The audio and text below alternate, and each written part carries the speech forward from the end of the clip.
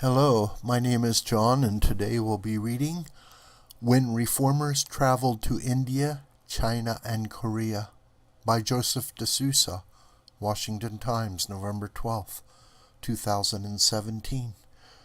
Joseph de Sousa is the moderating bishop of the Good Shepherd Church and Associated Ministries of India. He is president of the All Indian Christian Council and is the founder and international president of the Dalit Freedom Network. Recently, the world marked the 500th anniversary of the Protestant Reformation. In the U.S. and Europe, churches dedicated entire services and sermon series to the subject, tracing their theological history back to October 31st, 1517, Reformation Day. In Germany, where the date was declared a national holiday, more than 2 million people from across the world pilgrimaged to Wittenberg, the birthplace of the Reformation, to breathe the air of the historic occasion. I was one of the many who traveled to Wittenberg and retraced Martin Luther's famous path to the All Saints Church, where he nailed his 95 Theses. Who would have believed an unassuming 800-yard street, which was all Wittenberg was 5 centuries ago, would set the scene for the events that shape modern Western civilization. Yet Luther's act of defiance that day had such historical significance that Time magazine has listed him among the top 10 greatest people of the last millennium. Without a shadow of doubt, the Protestant Reformation stands firmly as the most consequential event in modern Christianity and Western history. Yet in the weeks leading up to the Reformation's quincentennial, I noticed most modern observers miss the fact that the Reformation didn't just change the West, it also changed the East. The heart of Martin Luther's Reformation was the emancipation of the human mind and spirit from an institution to a higher authority. I am bound by the scriptures I have quoted, and my conscience is captive to the word of God, said Luther, defying the Holy Roman Catholic Church, at the time the most powerful religious political institution in the world. Luther's message was inherently democratic.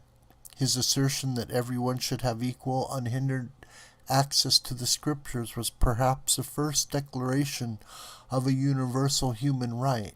To this day, historians trace the development of modern individual rights, free inquiry, the separation of church and state, universal education, and even capitalism back to the Reformation.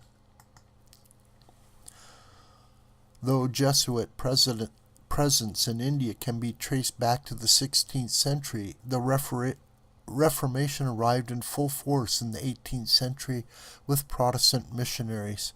With them, they brought the biblical culture that had transformed the West.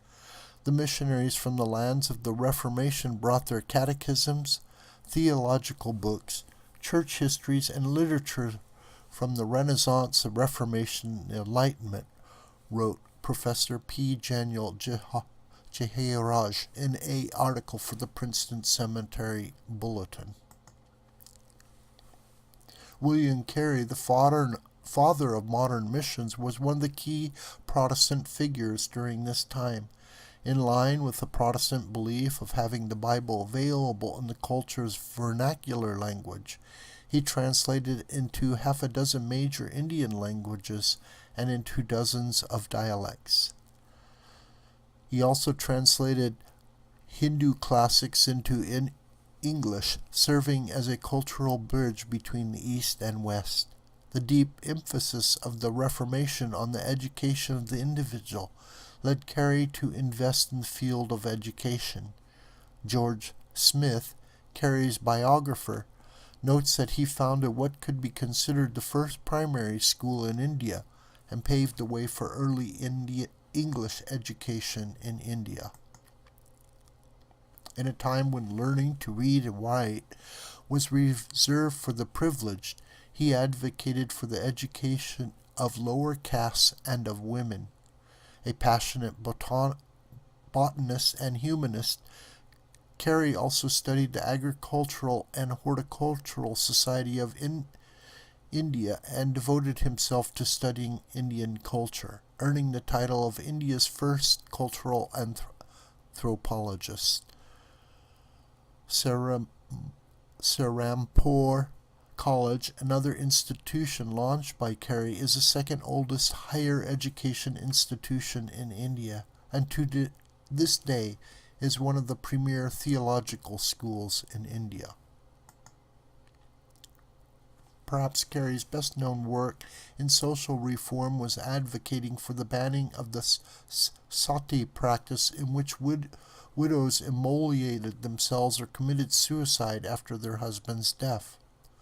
Among Hindu reformers and other Protestants, even reaching to the House of Commons, he rallied against the practice until the provincial government outlawed it in 1829.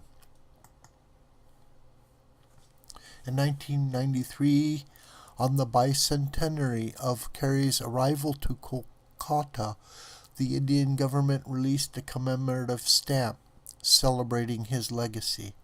Not mentioning the accomplishments listed above, the stamp highlighted Carey's starting 100 rural schools and encouraging girls' education, compiling dictionaries in Sanskrit, Bengali, Marathi, and Telugu, plus grammar books in 5 other languages, printing the first Indian newspaper, Samachar Darpan, laying the foundation for the botanical gardens in Calcutta, and introducing the financial concept of a savings bank to rural farmers. Carey's legacy was also recently commemorated by Museum of the Bible in Washington, D.C.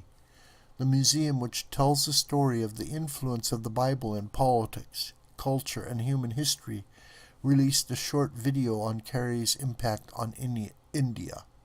William Carey and many other reformers who traveled to India, China, Korea, and every corner of the Far East carried the Reformation with them, impacting nations with the biblical values they had absorbed in the West. Even Pyongyang, the capital of today's rogue state, North Korea, was once known as the Jerusalem of the East, with a deep influence of Protestant intellectualism. South Korea, where the Protestants fled after the peninsula was split at the end of World War II, became a new hub for Protestants. Historians have found that the South Korean economy boomed with the influx of Protestants, another nod to the Reformation's link to the emergence of capitalism. The Protestant Reformation unleashed a biblical movement whose ripple effects we still feel today, whether we're in the West or in the East. This video is a production of the School of the White Crane. My name is John Brooker, and you can reach me through commentary on this video or through my Gmail listed here. Please share this video with family and friends and on social media. May God richly bless you.